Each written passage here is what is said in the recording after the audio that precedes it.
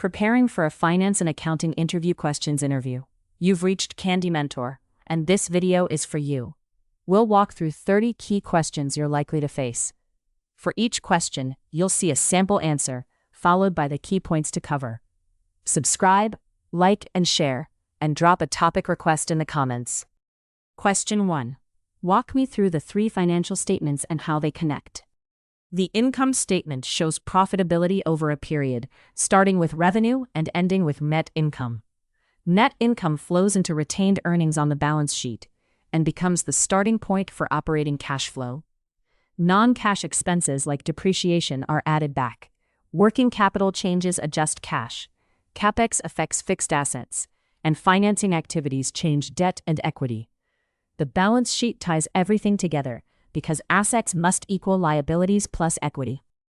While answering, focus on the income statement, balance sheet, and cash flow statement. Then explain net income, depreciation, working capital, capex, debt, and equity linkages clearly. Question 2. If depreciation increases by $10, how do the 3 statements change?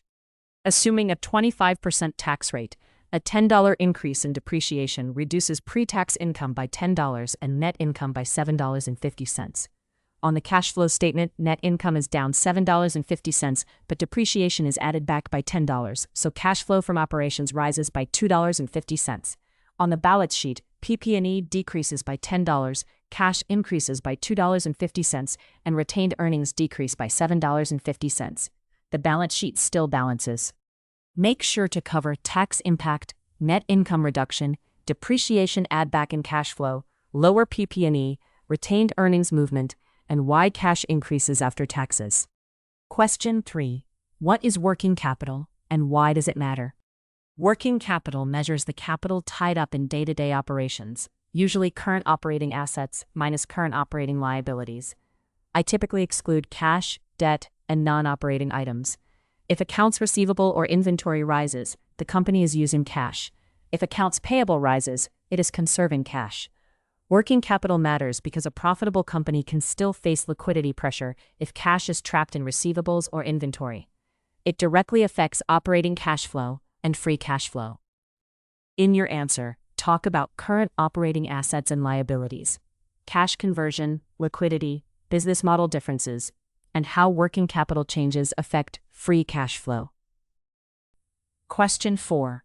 Why can a company be profitable but still run out of cash? Profit does not equal cash because accounting is accrual-based.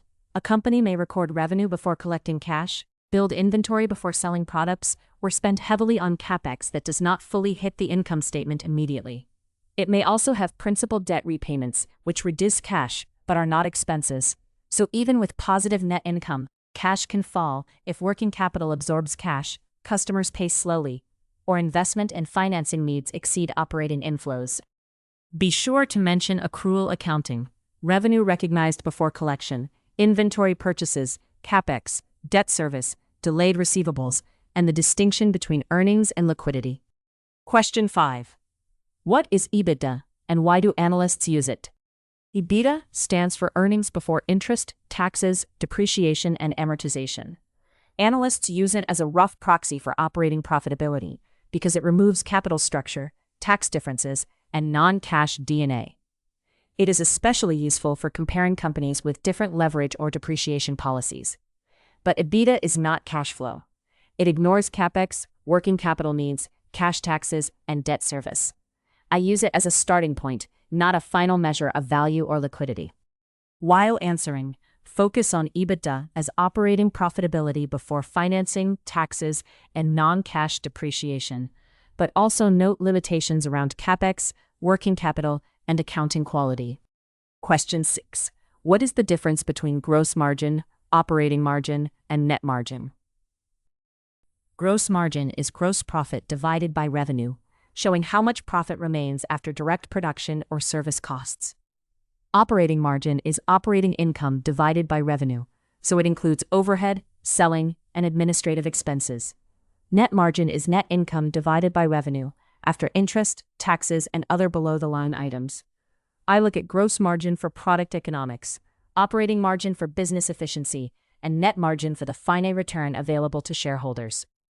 Make sure to distinguish cost layers, explain what each margin reveals, and connect margin analysis to pricing power, cost control, operating leverage, and capital structure effects. Question 7. How do you calculate free cash flow? Unlevered free cash flow is cash generated by operations before debt financing. A common formula is EBIT times 1 minus tax rate plus D&A minus change in net working capital minus capex. Levered free cash flow starts after interest expense and debt repayments, so it reflects cash available to equity holders. In valuation, I use unlevered free cash flow for enterprise value and WACC. I use levered free cash flow when focusing directly on equity value. In your answer, cover unlevered and levered free cash flow, starting points, taxes, D&A, working capital, capex, and why each version is used differently. Question 8. What is accrual accounting, and how is it different from cash accounting? Accrual accounting records revenue when earned and expenses when incurred, regardless of when cash moves. Cash accounting records transactions only when cash is received or paid. For example, if a company sells on credit, accrual accounting records revenue and accounts receivable immediately, while cash accounting waits for collection. Accrual accounting better matches business activity to the correct period, but it can obscure liquidity. That is why I always compare earnings with operating cash flow. Be sure to explain revenue and expense recognition timing, matching principle, receivables and payables, why accrual accounting better reflects performance, and where cash flow remains essential. Question 9. What are deferred revenue and accounts receivable? Accounts receivable arises when a company has earned revenue but has not yet collected cash. It is an asset because the company expects future cash. Deferred revenue is the opposite. The company has collected cash before delivering the product or service. It is a liability because performance is still owed to the customer. For example, a prepaid software subscription creates deferred revenue initially. Then revenue is recognized over time as the service is delivered. While answering, focus on timing differences between billing, cash collection, and revenue recognition, and explain why deferred revenue is a liability, while receivables are assets. Question 10. How does capitalizing an expense differ from expensing it immediately? Expensing hits the income statement immediately, reducing current period profit. Capitalizing records the cost as an asset on the balance sheet and expenses it gradually through depreciation or amortization. The total cash outflow may be the same, but the timing of earnings recognition changes. Capitalizing usually increases near-term EBITDA and net income versus expensing. That is why I pay attention to capitalization policies, especially for software development, repairs, and growth investments. Make sure to cover income statement timing, balance sheet asset creation, depreciation or amortization, cash flow classification, and how capitalization can affect margins and earnings quality. Question 11. What is enterprise value, and how is it different from equity value? Equity value is the value attributable to common shareholders. Enterprise value is the value of the entire operating business, regardless of how it is financed. The basic bridge is enterprise value equals equity value plus debt, preferred stock, and minority interest, minus cash and equivalents. Enterprise value is used with metrics like EBITDA and EBIT because those are before interest. Equity value is used with net income or levered cash flow, which belong to shareholders. In your answer, define both values, include debt, cash, preferred stock, minority interest, and explain why enterprise value is capital structure neutral. Question 12.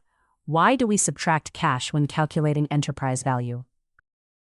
We subtract cash because enterprise value represents the value of the operating business, and excess cash is not needed to generate operating earnings. In an acquisition, if I buy a company for its equity and assume its debt, I also receive its cash balance.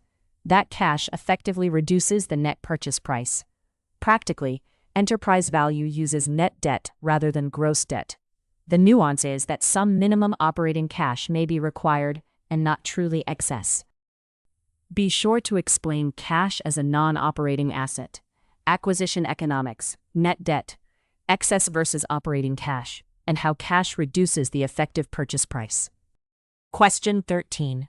How do you value a company using a DCF? A DCF values a company based on the present value of its future cash flows. I project unlevered free cash flow, usually for 5 to 10 years, then calculate terminal value using either a perpetuity growth method or exit multiple. I discount both the forecast cash flows and terminal value at WACC to get enterprise value. Then I subtract net debt and other claims to reach equity value.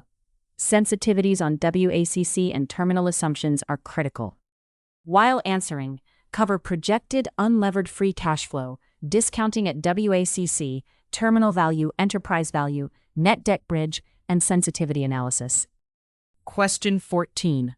What is WACC and why is it used in a DCF? WACC is the weighted average cost of capital, blending the required returns of debt and equity investors. It is used to discount unlevered free cash flow because those cash flows are available to all capital providers before financing decisions. The formula weights cost of equity and after-tax cost of debt based on target capital structure. The key principle is consistency. Unlevered cash flows use WACC, while levered equity cash flows would use cost of equity. Make sure to explain weighted average cost of capital, cost of equity, after-tax cost of debt, capital structure weights, and matching discount rates to cash flows. Question 15. How do you calculate the cost of equity? The standard method is CAPM. Cost of equity equals the risk-free rate plus beta times the equity risk premium. The risk-free rate usually comes from a government bond matching the investment horizon. Beta measures systematic risk relative to the market. The equity risk premium compensates investors for owning equities over risk-free assets. I may adjust for size, country, or company-specific risks, but I avoid double counting. Equity costs more than debt because shareholders bear residual risk. In your answer, cover CAPM, risk-free rate, beta, equity risk premium, company-specific judgment, and why cost of equity is usually higher than debt cost. Question 16. What are the main methods of valuation? The main valuation methods are DCF, comparable companies, precedent transactions, and LBO analysis. A DCF is intrinsic and depends on cash flow forecasts and discount rates. Comparable companies value a business using trading multiples from similar public companies. Precedent transactions look at acquisition multiples and often include control premiums. LBO analysis asks what a financial sponsor could pay while achieving target returns. I like triangulating across methods because each has different assumptions and market signals. Be sure to compare DCF, comparable company analysis, precedent transactions, and LBO analysis, including when each is useful and what limitations each method has. Question 17. Which valuation method usually gives the highest value, and why? Precedent transactions often produce the highest valuation because buyers may pay control premiums and include expected synergies. Public trading comps can be lower because they reflect minority stakes without control. A DCF can be high or low depending on growth, margin, WACC, and terminal assumptions.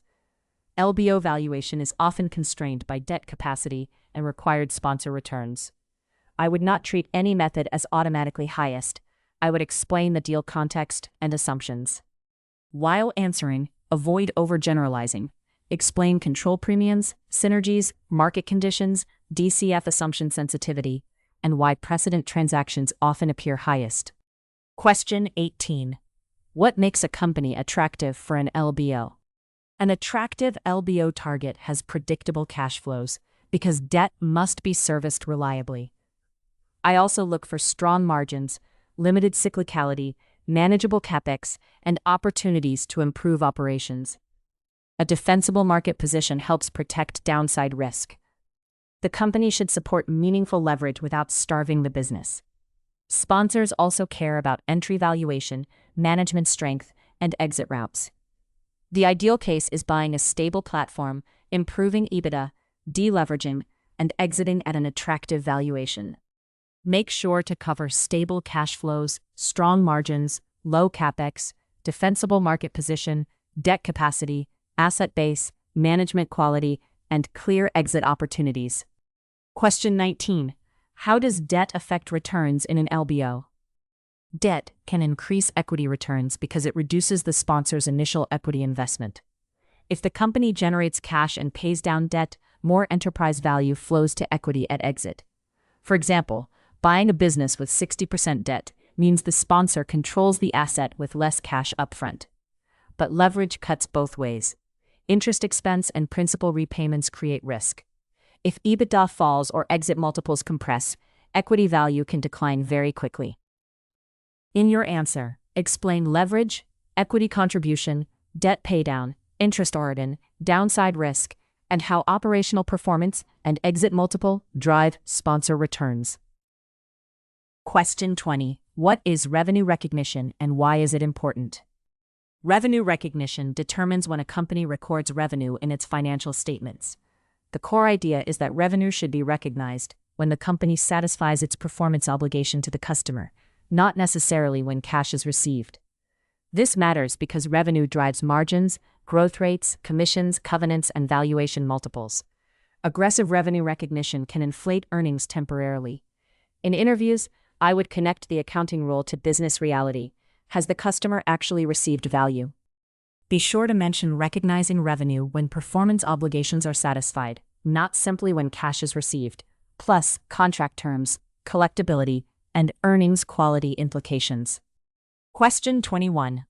What are deferred tax assets and deferred tax liabilities? Deferred taxes arise because accounting income and taxable income can differ in timing. A deferred tax asset represents a future tax benefit, such as net operating losses or expenses recognized for books before tax. A deferred tax liability represents future taxes owed, often from accelerated tax depreciation. The key is that these are temporary differences, not permanent ones. I also watch valuation allowances because a deferred tax asset only has value if the company can generate taxable income. While answering, focus on temporary differences between book and tax accounting, future tax benefits versus obligations, examples, valuation allowances, and cash tax timing. Question 22. What is the difference between capital leases and operating leases? Under modern lease accounting, most leases create a right-of-use asset and lease liability on the balance sheet. The difference is mainly income statement treatment. Finance leases split expense into depreciation and interest, so EBITDA is higher because lease expense is below EBITDA. Operating leases usually show a single lease expense in operating costs. Economically, both represent fixed commitments. For credit and valuation work, I treat material leases like debt-like obligations and assess their impact on leverage. Make sure to cover control of asset use, right-of-use assets, lease liabilities, income statement classification, EBITDA impact, and leverage implications under modern accounting standards. Question 23. How would you assess whether a company has good financial health? I would start with profitability trends, revenue growth, gross margin, EBITDA margin, and net margin. Then I would evaluate liquidity through cash, working capital, current ratio, and near-term obligations. Leverage and interest coverage tell me whether debt is manageable. Cash conversion is critical, so I compare net income with operating cash flow and free cash flow. Finally, I benchmark against peers and look for one-off items, customer concentration, or accounting choices that distort performance. In your answer, cover profitability, liquidity, leverage, cash conversion, working capital efficiency, interest coverage, revenue quality, trend analysis, and peer benchmarking. Question 24. What is the difference between liquidity and solvency? Liquidity is about meeting short-term obligations. Solvency is about long-term financial viability. A company can be solvent but illiquid if it owns valuable assets, yet lacks cash to pay suppliers next month. Conversely, a company can appear liquid today but be insolvent if its debt load is unsustainable. Liquidity metrics include cash balance, current ratio, and working capital. Solvency metrics include debt to EBITDA, interest coverage, maturity profile, and long-term free cash flow generation. Be sure to define short-term cash availability versus long-term ability to meet obligations, and use examples involving current ratio, debt maturity, leverage, and cash flow. Question 25. What are the most important financial ratios you would analyze? I group ratios by purpose. Profitability ratios include gross margin, EBITDA margin, operating margin, and ROIC. Liquidity ratios include current ratio and quick ratio. Leverage ratios include debt to EBITDA and interest coverage. Efficiency ratios include days sales outstanding, inventory turns, and days payable outstanding. Valuation ratios include EV/EBITDA, PE, and free cash flow yield. The real insight comes from trends and peer comparisons, not isolated numbers. A ratio only matters when tied to the business model.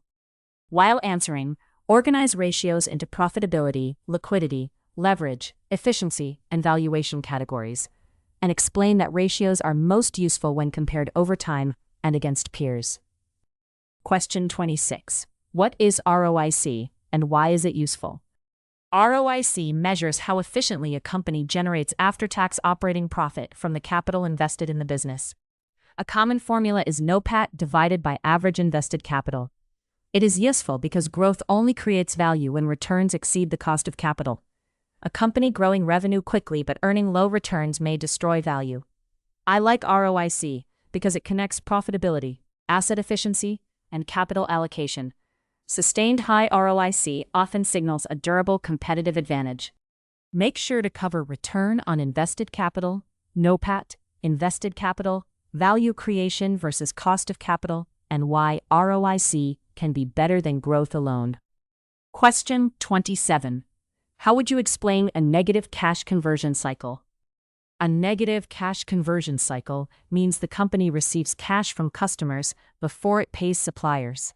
This can happen in businesses with fast inventory turnover, upfront customer payments, or strong bargaining power with vendors. It is attractive because growth can be self-funding rather than cash-consuming. For example, some retailers sell inventory quickly while paying suppliers later. The risk is sustainability. If supplier terms tighten, inventory slows, or customer demand weakens, the cash advantage can reverse.